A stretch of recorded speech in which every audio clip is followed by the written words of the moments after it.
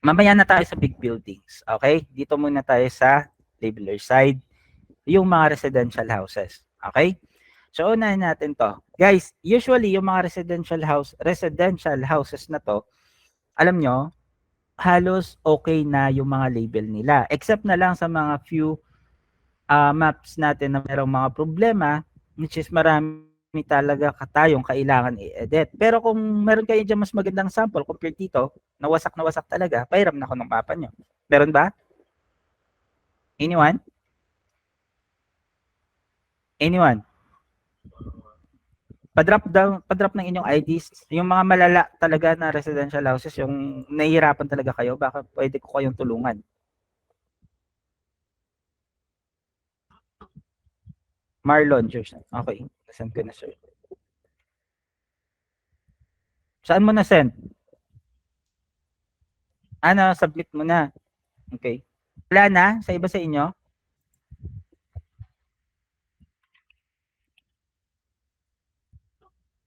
Wala na, guys? Iba pa yung na-full, sir. Wala pa. Okay. Sige, simulan muna natin sa mas easy. Okay, simulan muna natin sa mas easy. Guys, alam ko nahihirapan kayo sa mga miss driveways na to. Tama? Ito, miss driveways. Tapos may wasak pa na sidewalk sa area na to. So, wasak din na. Nadudulingan minsan, sir. Ha? Nadudulingan minsan. Okay. Meron. Nadudulingan. Ayun. Wasak din yung sidewalk na to. Tsaka, planting strips. Alam nyo, kailangan nyo lang dito mas pagtsagaan nyo eh. Kailangan nyo lang tong pagtsagaan. Okay? Like for example, this one. This whole area right here. Wasak na wasak yung road. Tama? May correct?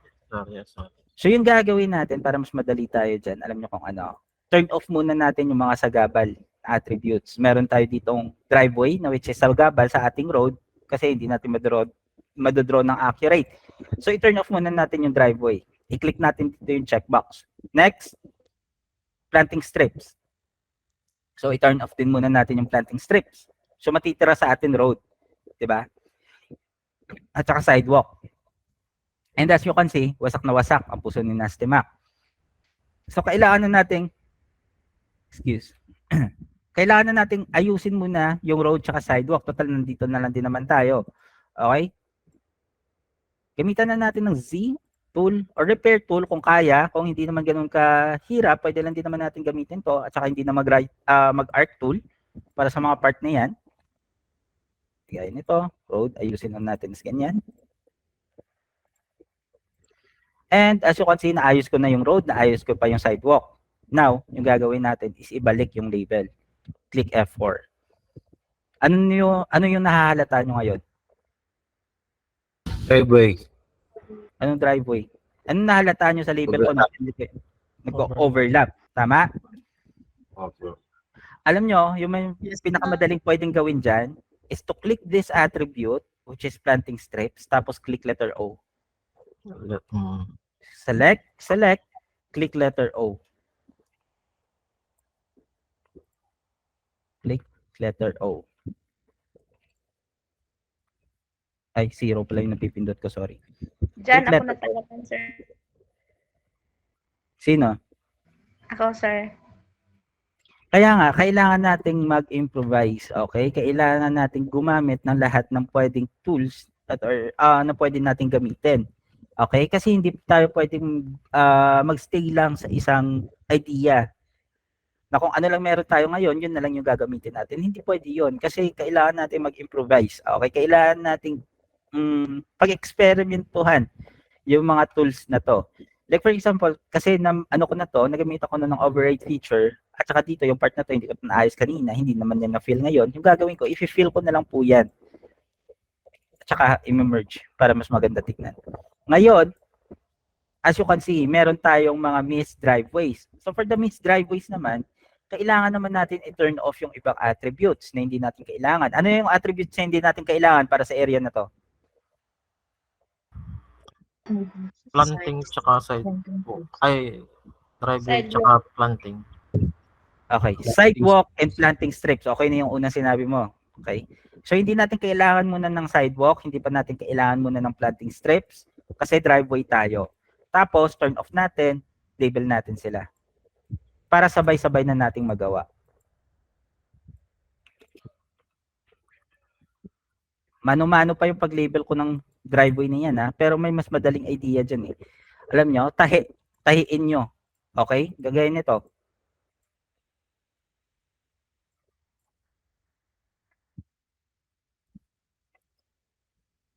Tapos, click O.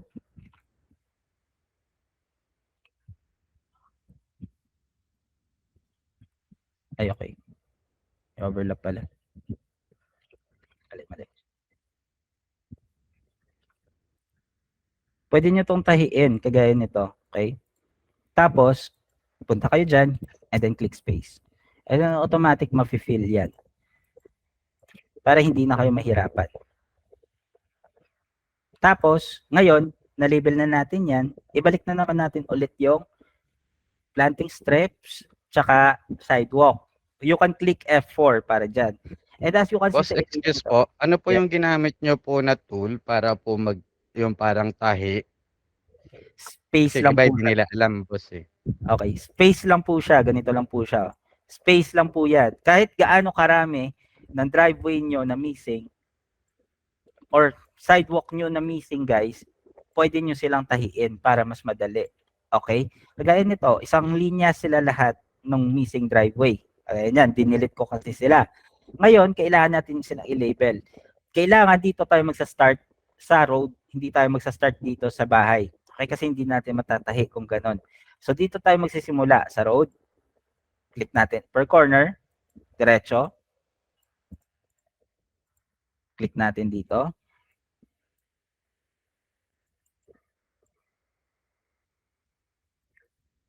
Gawin natin ganyan.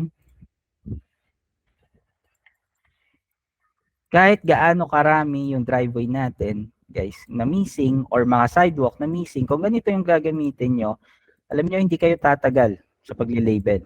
Okay?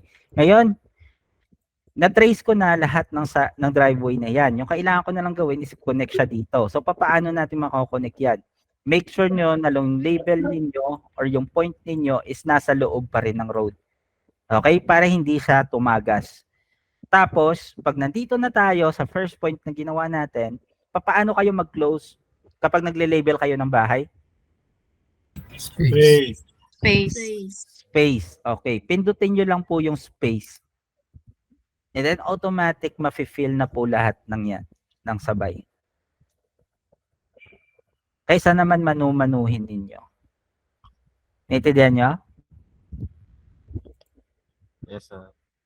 Okay. Ngayon, balik na natin yung mga label. Paano ibalik yung label na mas madali? Click F4. And now, as you can see, yung planting strips na to is naputol. Okay? Kasi inayos ko yung driveway natin. So ngayon, aayusin ko yung planting strips natin. Paano natin maaayos yung planting strips natin ng madali? Ito yung mga tanong kanina eh. Planting strips daw, natatagalan daw sila. Anong pwede natin gawin para dito? Fill. Fill. Pero paano natin i-fill paikot? Ano yung tatanggalin natin na attribute para mabuo natin sila ng isang fill lang? Driveway. Ha? Ano, driveway? Driveway, sir. Okay, driveway. Pero saglit. Ayusin ko na rin itong isa to. Habang nandito tayo. Good jobs. Sige, Blamer. Okay. Driveway. So now, we have to turn off the driveway. Saglit. Turn off natin yung driveway. And as you can see, planting strips yung matitira. At dahil mali yung ating planting strips na to, pwede na rin naman natin silang i-delete lahat.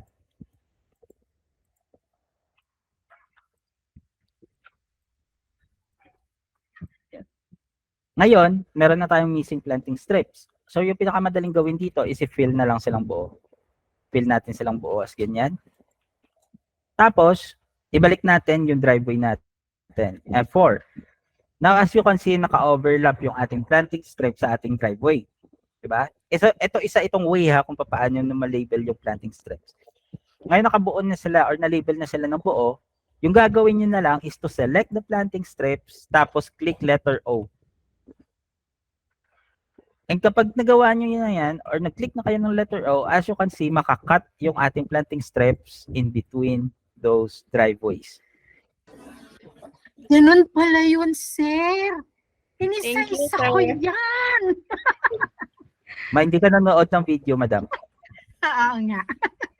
Tapos meron pang isang idea about sa planting strips naman. Like for example, it is a missing planting strips.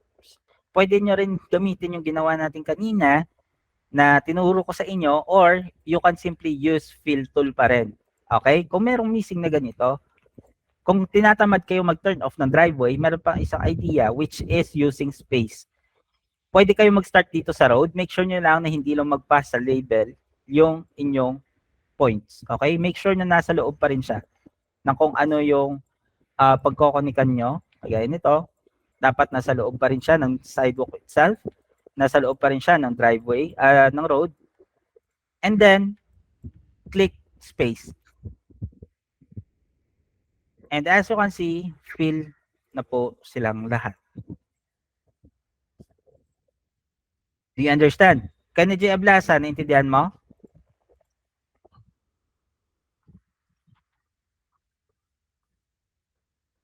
Kenny J. Ablasa, naintindihan mo?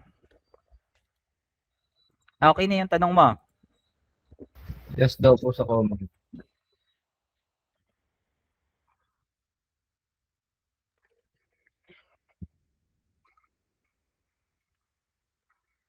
Para naman sa mga missing driveway na yan, ay yung pinakamadali talagang gawin dyan is i-turn off nyo yung label. Kasi iba talaga is hindi nag-turn off ng label yung iba. Tinatamad sila. Actually, tinatamad sila mag-turn off. Pwede nyo yung isa-isahin, guys. For example, yung priority nyo first, pwede nyo iset nyo yung priorities nyo. Nasa-set nyo yung priorities nyo sa mga boyfriend nyo, sa mga jowa nyo. Set nyo yung priorities nyo. Like for Yan, example, nagugot na naman. uunahin nyo, like for example, Madam Inda, hindi ka na makaintindi, matanda ka na eh. May hugot na naman kayo mga kabataan kayo. Tigil-tigilan yung hugot nyo, ha? A word from advice sa mga matatanda po. Guys, meron pa. Kung gusto nyo, pwede nyo unahin yung sidewalk. Pagkatapos nyo unahin, tapos nyo ayusin yung sidewalk, you can fix the driveway. Then right after nyan, you can fix the planting strips. Pagkatapos naman yan, pwede na kayo maghanap ng ibang error na gusto nyo. Kasi yan na naman tatlo yung pinaka-main na errors dito sa residential area. Tama? Guys? May correct? Yes, sir. So kagaya nito, yung mapa natin, pumasok sa atin ng ganito. First of all, pwede naman ayusin muna natin yung sidewalk. Okay? Turn off muna natin yung driveway. Turn off muna natin yung planting strips. Now, we can focus on the sidewalk. Ayusin natin itong mga missed sidewalks na to. Kagaya nito. Yung mga offset. Kasi we have a 6 pixel rule para dito. Ayusin natin to.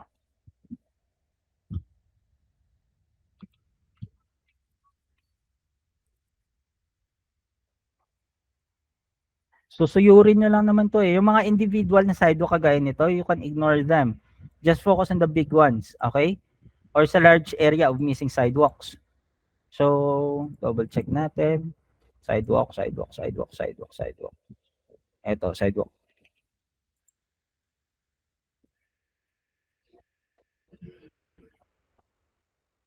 Yun. Pangit pala to.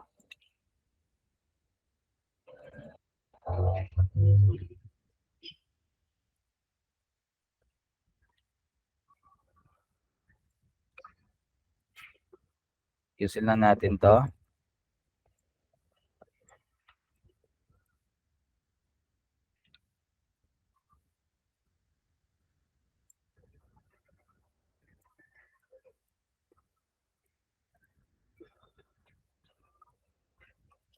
Now, natapos na natin yung sidewalk. Diba? Focus naman tayo sa driveway. So, ngayon, on naman natin yung driveway. Para makita natin din yung mga nag-overlap or mga mali sidewalk kasabay ng driveway. Okay, may mga missing pa pala dito. So turn off muna natin tong sidewalk. Focus na lang muna tayo sa driveway. Draw natin to. Ito, dagdagan lang natin. Merge na lang din kung wasak. Ito, dadagdagan din to. Aayusin nyo to. Kailangan nyo rin yung ayusin, guys. Hindi pwedeng hindi. Yung iba, hinahayaan na lang din yung mga wasak na driveway na to. Kaya napupushback sila ng ibang checkers natin.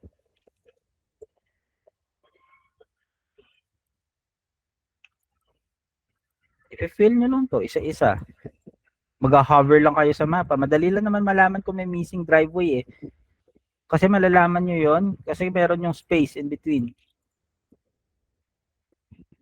Okay, now, na-focus na ayos na natin yung driveway natin. Check naman natin yung planting strips. For the planting strips, kailangan naka-turn on ata silang lahat. Tingin ko para makita natin kung saang part yung may errors, kagaya nito. And then right after nyan, pwede naman din natin i-turn off yung isang label, which is driveway, kagaya nyan. And then, i-fill natin yung mga area, which is may kulang, kagaya nito. Kasi nag-ayos tayo ng ibang driveway sa area na yan. I-merge lang natin para mamaya magamit natin yung letter O or override feature na tool. And ibalik natin silang lahat. Click F4. Sa part na to, which is naka-overlap yung ating planting strips sa ating driveway, simply click the planting strips and then click letter O para maayos yung part na yan. Double check din natin to. Kasi dito, kanina may inayos tayo dito. Saan na yun? Ito ba yun? Okay, eto yun. Ito, sidewalk. I-match lang natin sa kabilang sidewalk na to.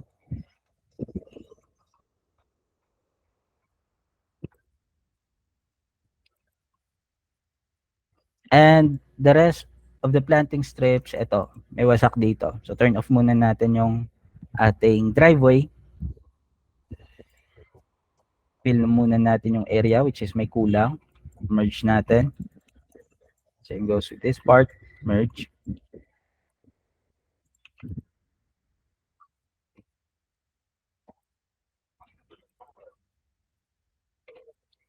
Merge. Tapos balik natin. Select this one.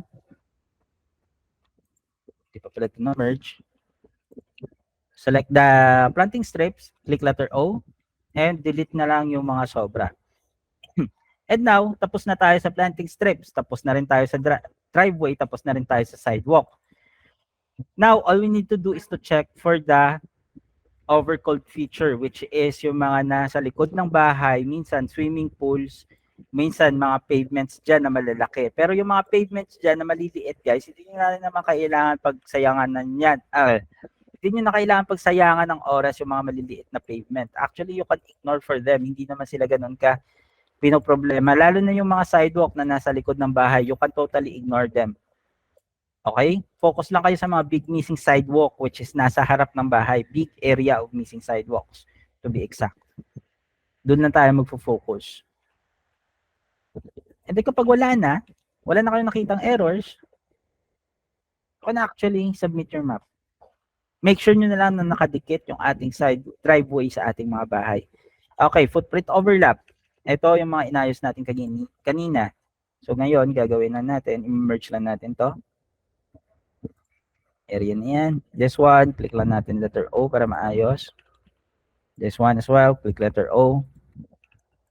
And this one right here, click letter O lang din.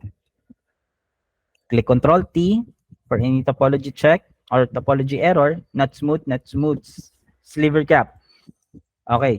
Yung mga area na not smooth na to, kailangan nyo lang to gawin, guys, is ayusin. Okay? You can fix them by doing this. Deleting that.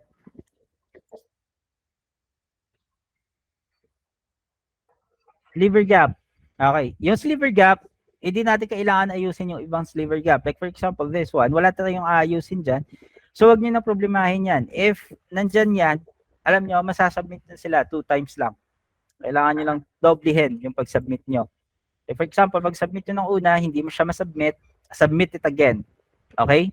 Submit it again and maayos yan. Yung mga backyard na ganito, swimming pools na wala na, ayan yung kailangan nating ayusin, delete or emerge.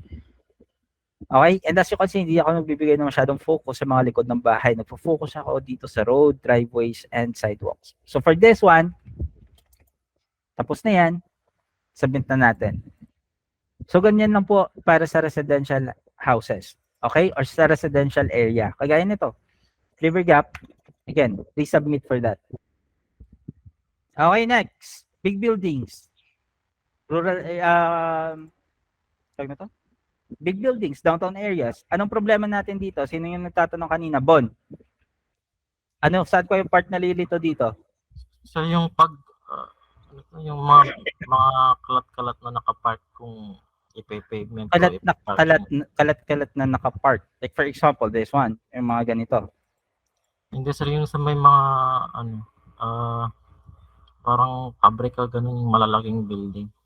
Pabrika, ganun. Mga malaking building. Pavement o Mga parang ganito. Ha? Kung lalagyan siya ng driveway pa o ipe-pavement ganun yung parking ganun sir. Okay, sa mga nalilito para sa mga area which is mga big buildings na kagaya nito, sa mga nalilito kagaya nito, since wala po tayong long driveway para sa tab na to, we only have a driveways para sa project natin na to. Guys, if ever na wala po siyang clear boundaries, okay, or clear pathway na masasabi nating merong daanan dyan or driveway, wag nyo pong lalagyan ng driveway.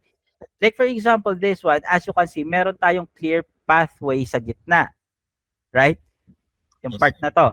So sa part na yan, pwede tayong maglagay dyan ng driveway. Okay? Kasi wala tayong long driveway eh. So meron lang tayong driveway for now.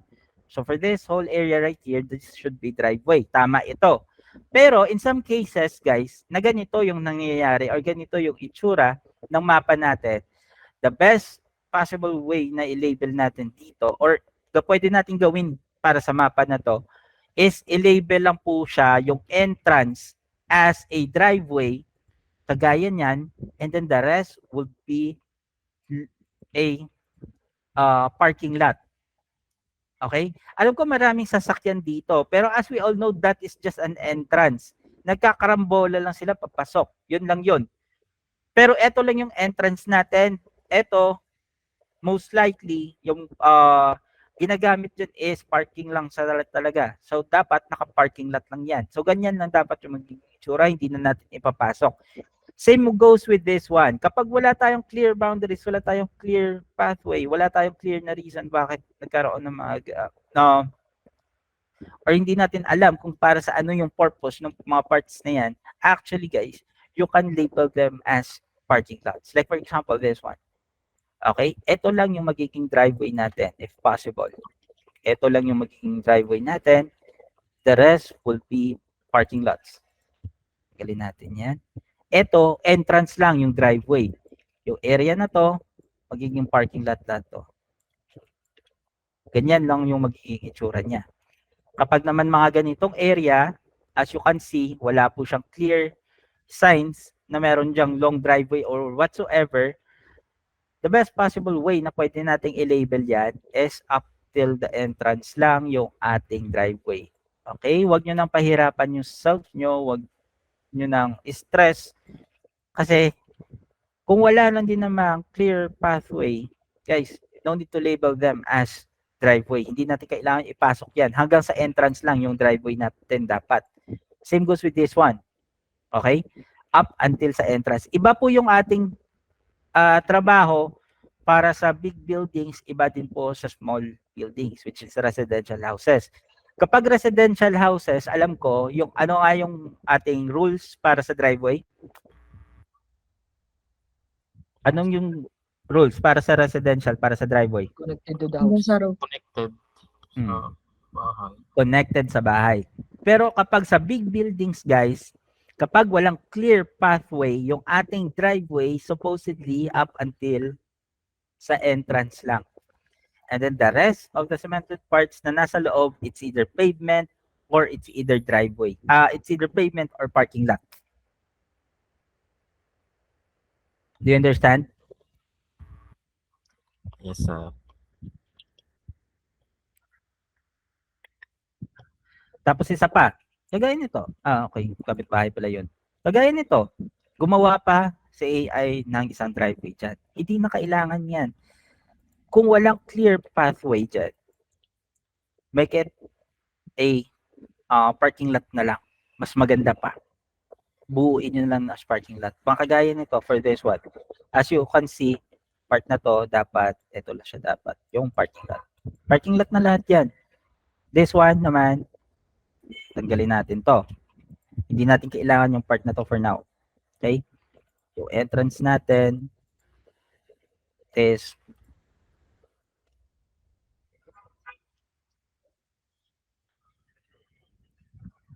up until here. Tapos, ayusin natin to.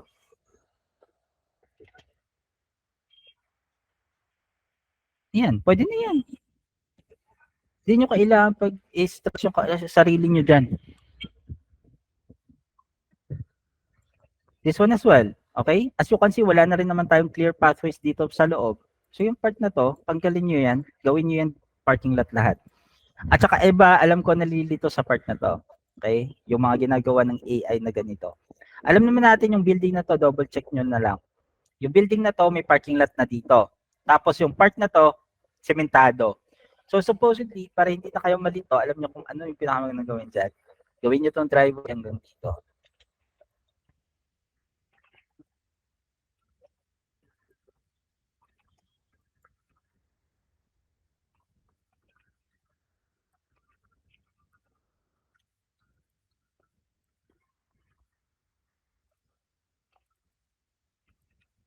Tapos, the rest, gawin yung pavement.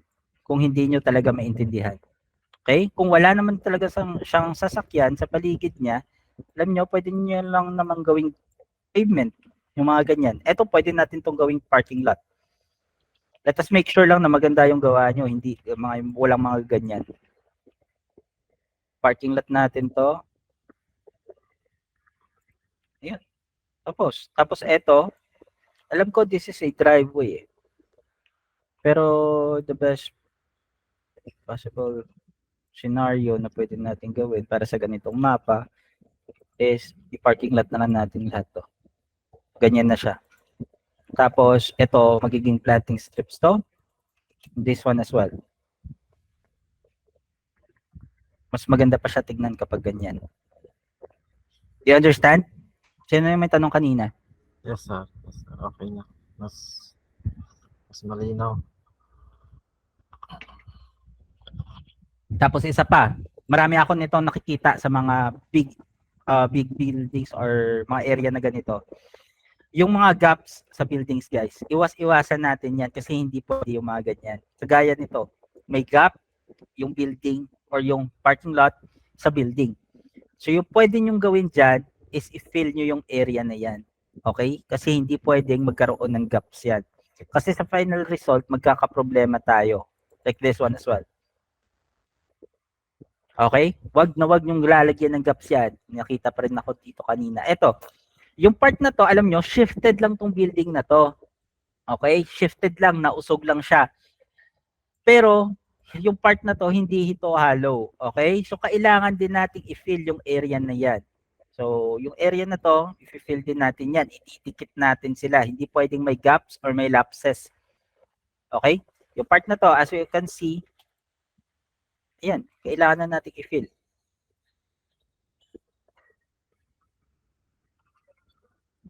Ganyan yung magiging itsura niya. No gaps po. Wag nyong lalagyan ng gaps, please. You understand? Marami ako nakikita nito. Hinahayaan, pinapabayaan. Ayusin nyo yan.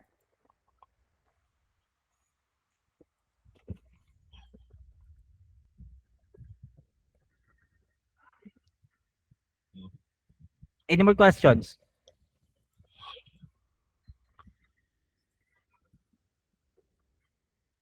Any more questions? Ano yan? Tapos yung sa bridge, Okay, sa bridge. Nagtatanong na nga sila eh. So sa bridge guys, sabi nila, Ayun, mas maganda daw na bridge na lang daw. Kapag bridge tapos kapag bridge tapos road, gawin na lang daw bridge. Huwag nang i-overlap or i-overpass. I-overpass lang natin if ever nakakita tayo ng mga ganito. Okay? So we have to Okay, do boss. bridge, railway, and road para sa kanila at the same time. Tatlo. You understand? Pero Noted, yung mga boss. ganito, Sir Roy, Bridge yung mga lang. ganito, bridge lang. Okay? boss. Sir, sir. Okay lang. Ha? Mga naunang gawa. Okay lang naman. Yung unang rule natin, ganun yung una eh. Oh, wala namang problema dun. Sige.